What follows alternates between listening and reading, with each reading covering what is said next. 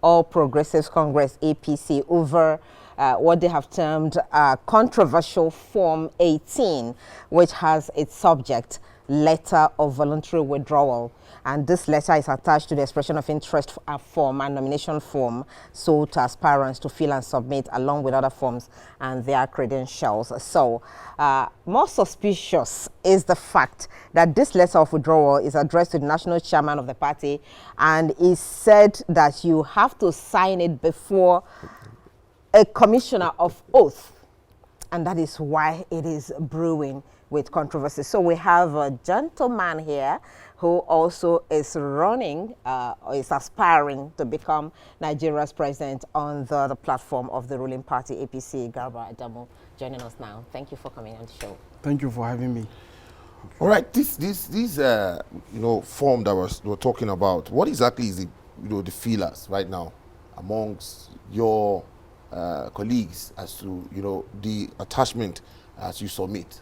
What exactly, how are you people looking at it? What exactly is the feeler? Recall that I was here one time when the 100 million nomination form was tagged, and I complained extensively about this issue. And suddenly the party came back and said that it was aimed at separating men from the boys. I altogether don't believe that money is enough to be able to filter actual men from the boys. So that is why we, from our own side, we decided to take what we call a strategic wait and look at what may happen before we even go ahead and obtain the nomination form. And suddenly when it began to come out, we saw one of these requirements that you mentioned, that there is a letter of voluntary withdrawal. In fact, immediately I got it. I think I got it a week before it even came to media. I was shocked. Then looked into everything. Letter of voluntary withdrawal. So it means, since it's part of the attachment, it's supposed to be endorsed before you submit your form. But again, the parties say that we have not concluded on the mode that we are going to adopt constitutionally, because in constitution you have about 3 options. Like you have a direct primaries, you have indirect, and then consensus. So in anticipation of the consensus, you postdate your letter of voluntary withdrawal. And this to me seems like a strategic trap, whereby if you give this your 100 million naira, or in my case 65 million naira, and then you submit to the party and sign letter of voluntary withdrawal, you will have no any legal basis whatsoever to challenge a process, provided it is said it's supposed to be consensus. So that is why we now said maybe our strategic wait is paying off. We have worked with people to be able to organize funding through our network that we are supposed to go to be given to party to pick a nomination form. And it's clearly trying to show that if you do that, perhaps maybe you're just wasting your people's money. So we have to understand exactly why. Because there is no way I will postdate my voluntary withdrawal and in the name of just trying to comply with the form after submitting money that I'm expected to go and participate in a primary election. So this to me is really not a very good thing. I see it as a strategic trap. And I have a very strong recommendation for those that have obtained the form so far. Fill that place, because if you don't do it, it's going to look like maybe you are antagonistic to the party. Have you obtained the form now? I have not obtained the form. Okay, you're still doing the strategic wait. Yes, strategic wait. We have only one day. So tomorrow we are going to have a very high level meeting. In fact, tonight, up to tomorrow morning, we have a meeting with my own network to be able to determine what is the best way forward for Nigerian youth. Is it that we should carry our monies to go and buy the form and show some relevance like other people have been doing? Because to the best of my knowledge, some people are not even party members. You just come in 100 million and buy the form.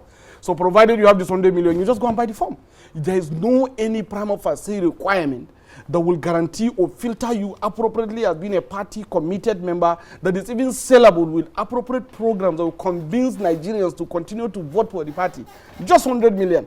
Then we believe this is really a very serious question mark, and we decided to wait. So should we go and buy the form? Or should we just return our contributors' money and say, guys, please, we cannot do it this way. We need to chart another way forward for our future, not this way. So that's exactly where we are. Yours is 65 million because you're a youth, right? Yes, I don't, I'm still a youth because I have like a month to get to 40 years. Okay. So I will still call myself a youth. But yeah, that's what it is. As a man with, let me say it, 2 wives and 8 children, Am I still a youth? You're a man. I'm a man. So even using that money to differentiate men from boys doesn't apply to Doesn't you. apply. Anyway, so let's look at the content of that letter. I took a look at it and I saw, I hereby withdraw my candidacy from the contest. Just trying to save space in the best interest of our great party. Okay?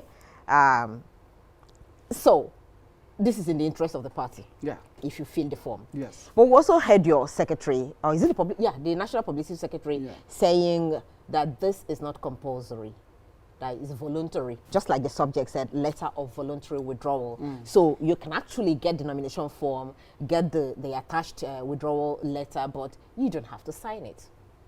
You're just wasting your time. How? When the party say that this is my decision, that the party leaders, the co-leaders, decided to say that we are going on consensus. If you alone said, I'm going to show grandstanding, I must go to my primary election. One, you are antagonistic to the party, an internal rebel. Two, the primary election might go anyway, and you will still lose because all the delegates are naturally going to align with the decision of the party. So technically, pay 100 million, sign a form, and make it a contribution to the party. It's trying to look like that to me. What's the danger in this? Sorry, what's the danger in this signing it, before a commissioner of oath? That means it's legally binding. It means you can go to court. The money you paid is non-refundable. You can never be able to go to any court. You have already posted your resignation at the mercy of the party's decision. So what have you done? You just you are just also a contributor, somebody who is trying to be appearing on the list of people that are paid and obtain their nomination form. I think that's the best you can be. But is this not a way also of trying to save the party, from issues? They're trying to, solve so many issues, especially with regards to the number of, aspirants you have right now. Is it a way of trying to solve the issue of bending, the aspirants? You see, the issue of 100 million itself was meant to remove so many people and discourage people. But it looks as if they are not discouraged. That's exactly what it is. That's exactly what it is. Just imagine somebody on his conscience. Nigeria is the most expensive country on earth ever in history of all democracies in the world to obtain a nomination form for a presidential election. Even the United States, the most expensive area is Iowa, which is like $40,000. That's about 14 million or Should this be a good record? Now, that's the most expensive, I'm telling you. In fact, like Trump, who is coming from New York, he paid $5,000. Ghana, $2,000. So I'm saying this record has been said. Yes, Is it a good very record? bad. And you can see how people are glaringly doling out 100 millions. Some of these monies, most of them maybe have never even gone to their villages. Where if they go to these villages and assemble 100 women and give them this 1 million naira to empower themselves, they may be able to sustain themselves for the next 4 years, but now they dole it out in the name of trying to show. That's why I'm very happy that EFCC say we are going to investigate the sources of this funding. That is so many, everybody is just doling out. There is no money. The country is in crux, challenges everywhere. Every time you want this development objective or that, there will be no money. There will be concern about inflation. There will be concern about things are not going. And suddenly you have about 27 people, so many of them just doling out the 100 million just to buy form, in a party that is supposed to come back to power, that is holding power and is supposed to come back to power. One thing that pains me more is that party fought elitism. Why we supported APC was because we believe the chronic elitism in PDP was so much. And suddenly we now come and entrench elitism and even multiply it. A situation whereby you have 27 million naira form in 2015, you have 45 million naira form in 2019, you have 100 million form in 2023. It's likely that you are going to have 250 million naira form in 2027 and about 750 million naira form in 2031 if you go by the trend based on the arithmetic arrangement of how this progression is happening. So this is the situation we are facing in this country. Does that have how anything will you to do with financialize public office? Does that have anything to do with inflation? After every other thing is rising, not just the forms now. The food items are rising in the market. The price of everything is rising. So is it also inflationary maybe? Just imagine. You see I'm the asking, problem. I because understand. you belong to the party. I understand. And if you don't understand, I wonder how Nigerians would understand. That's exactly what it is. Now look at this. That office was supposed to reverse these troubles and it's also financialized. That for you to be able to go and do that revision, you must pay higher price. It means when you go to that office, you make it even more higher in order for you to be able to sustain a payment of so many things that are supposed to come to you as a result of your investment in the party. Let me explain to you something. Apart from the 100 million, you have delegate to contend with. You have campaign to contend with all over the country, about 36 states, 774 local government. You are looking at how many billions of naira that you are going to spend. And then when you get the presidency, what are you going to do? To recoup your money now, that's exactly the first thing. And if they are investors, what are they going to do too? They are also going to say that pay me back through this gratification and that gratification. This is the country that generates minimum of 90 billion to 120 billion dollars every year. That is shared between federal, state, and local government. But look at the level of development we have recorded. Most of the monies get burnt within the politicians in a political cycle. It hardly gets to the base. It hardly gets to the middleman. Why? Because the election and politicking in Nigeria is the biggest industry. Every other person is leaving his businesses and comforts to come to politics because that's the only way you can make quick money. And the situation is such that everybody just pick everything at the center by denying the people at the base from benefiting, denying us access to security, denying us to fly our roads. Now even our airlines are threatening not to fly. Our students are staying at home. We can't pay their strike. Hospitals are not working. A lot of confusion simply because we financialize to get access to the political power. Therefore, we have to keep the finance in anticipation of the next political cycle.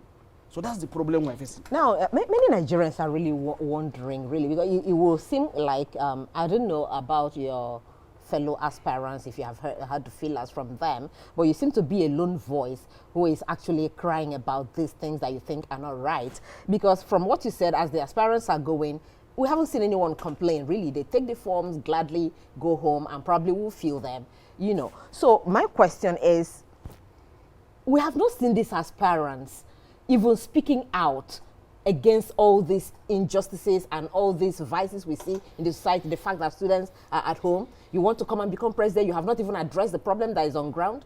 So what exactly are you feeling about your fellow aspirants? Do they also worry like you do about these issues? Yes, sometimes when you converse with some of them, I have to converse with some of them privately.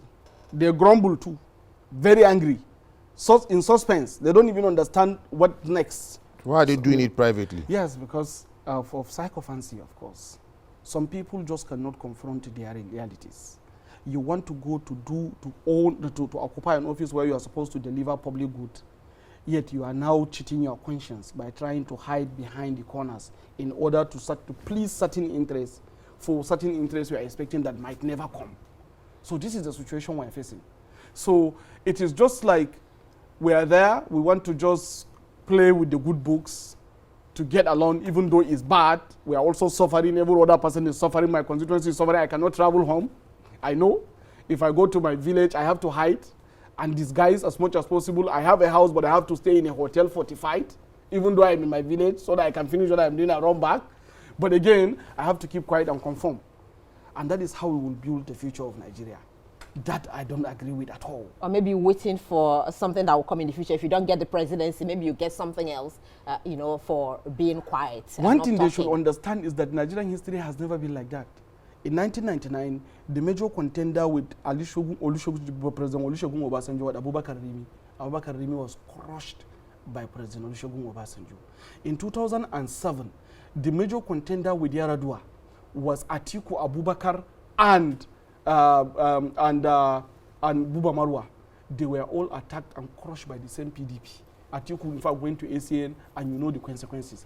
In 2015, we have about 5 contenders with President Muhammadu Buhari. Atiku Abubakar, Konkoso, Rochas Okorocha, Sam Indayezaya. They were all crushed by the government as soon as the government assumed power. So they should not think that this is a game that is going to pay them. It's never going to pay them. As long as you don't work in the interest of the people you want to claim to represent, there is always a boomerang effect, and you will have a price to pay for it because it never works.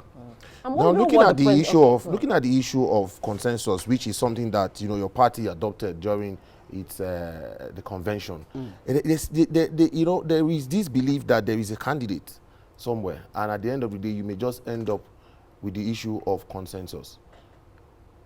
Don't you think that this this form that we're talking about, at the end of the day, is also to protect that candidate.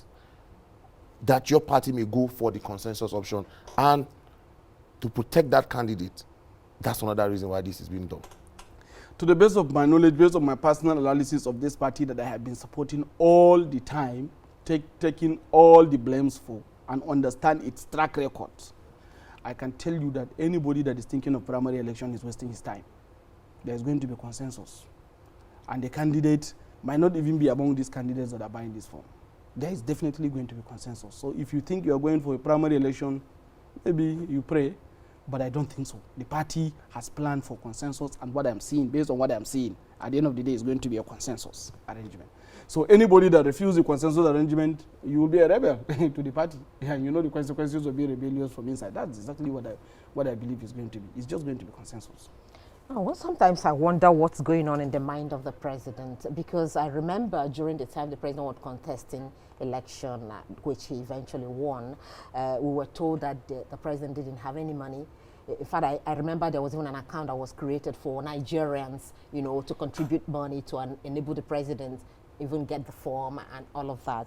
Now today, the president is sitting as the #1 citizen of the country, and the form of the ruling party is selling at 100 million naira. So I wonder how he thinks the people who are getting this money and paying are getting the money and paying, when Nigeria is almost like in comatose in every sector. Is that something the president could do? Let me tell you, not just, I think I and so many supporters of the president are very grossly disappointed in this. Very, very grossly disappointed. And that is why, to go ahead to even test this thing for Nigerians, to see if they have the flair of still continuing that culture, I publish an account too. Okay, donate money for me too. I want to buy presidential form, just to see it. Most of the comments I receive, we've done the same thing to President Buhari, we've seen the result, we're not going to do anything for you too. That's the comment I'm receiving.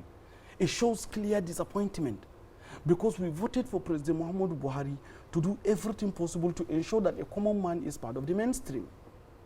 But now he is the president of the country, spearheading a system that practically excludes the common man and keep pushing common man back to the base, even worse base that he has to be. And again, that particular office is supposed to reverse this public good, instead of what to set criteria that will filter a competent person. A competent, reliable, credible candidate that's supposed to deliver this public good is also financialized. So a common man cannot go on the road, it's financialized. You want to go to hospital, it's financialized. You want to go to bank and loan money, it's financialized. You want to go to school, it's financialized. Everything is financialized. Even the office that is supposed to deliver this public good is financialized. How do you expect us to explain this? So this is very frustrating, very seriously. Are we not likely going to have these rebels that you speak about at the end of the day? Are we not going to have some rebels? You know, Nigeria is a country where so many people, like I said earlier, want to behave psychopathically. They are all psychopaths. You want to come and say what it is in order for you to be able to query the favor of the people on power, even against the general public. And this is not really very good, because our office is the office that is supposed to, as I always say, deliver public good. It's actually an office for the common good.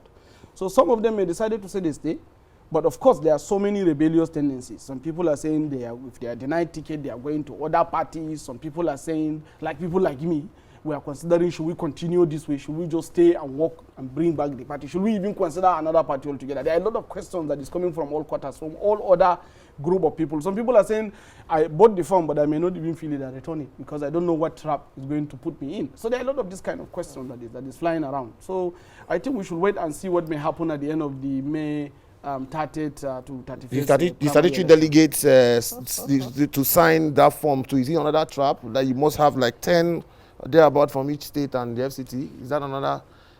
You're submitting the form, there's another issue that you have to have. You have to have statutory delegates. Sign you have your to form go and before meet you them and buy them to sign the form for you. And this is another game. And when they sign the form you submit, they are coming for primary election again, another class. And again, there is something, a kind of delegate system that is being planned now to reduce the delegates that are coming to the center, so that all the delegates can now be tracked. So anybody that go off track, He knows the consequences. So these are the issues that we are really going to face. And I really am not comfortable with this. It's not really interesting. It's looking very tactical and exclusionary, and it's really very painful. Very painful. All right, from an insider, the All Progressives Congress Party, the nomination forms, and of course the attachment of the voluntary withdrawal letter to that form. What it portends for the party, for those who decide to sign and for those who decide not to sign. We must thank you very much. You haven't picked your form, but we do hope that by the time we meet again, maybe you would have picked and then you tell us. Also deciding to leave the party. He mentioned that. He's also considering that. Okay, that's how we wrap up the show for today. Thank you for all who joined us and for our viewers. Let's do it again on Tuesday. My name is Nkoli Omoju. Have a great day. But he's OJ. Momo. Enjoy the rest of your day.